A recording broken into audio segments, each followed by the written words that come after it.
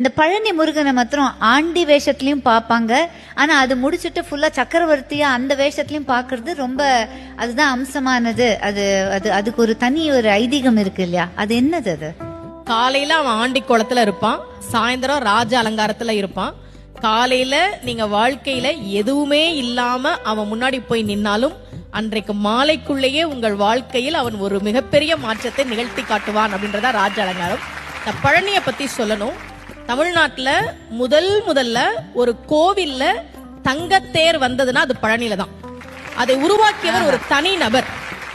VVCR Murugesar அவர் பேரு. 1947 அவர் மட்டும் ஒரு தங்கத்தேர் பழனிக்கு உருவாக்கி கொடுத்தார். இன்னைக்கும் அந்த தங்கத்தேர் தான் பழனில இருக்கு. அதன் பிறகுதான் மற்ற கோவிலுக்கு வந்தது. விடுதலை கிடைச்ச கையோட ஒரு தங்கத்தேரையும் வாங்கிட்டாரு போல இருக்கு. ஏன் ஒரு தனி நபர் பழனி கோவிலுக்கு தங்கத்தேர் செஞ்சு கொடுக்கணும்?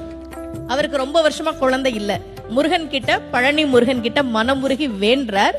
இரட்டை ஆண் குழந்தை பிறந்ததால் நன்றி கடனாக அதை கொடுத்தார். அப்போ முருகன் கிட்ட நாம ஒரு விஷயம் கேட்டா கேட்டதை விட அதிகமாக கொடுக்கக்கூடியவன் முருகன் அப்படின்றது நமக்கு தெரியுது. 2 கையால நாம அவனை கும்பிட்டா அவனுடைய 12 கரங்களால் நமக்கு அவன் அருளை தரக்கூடியவன்.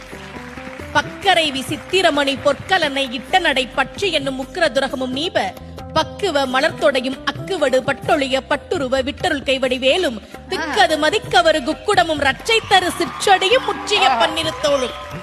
தமிழ் இது முருகனே சொன்ன திருப்புகள். முருகன் ஏன் காலை சின்னதா வச்சிருக்கான் தெரியுமா?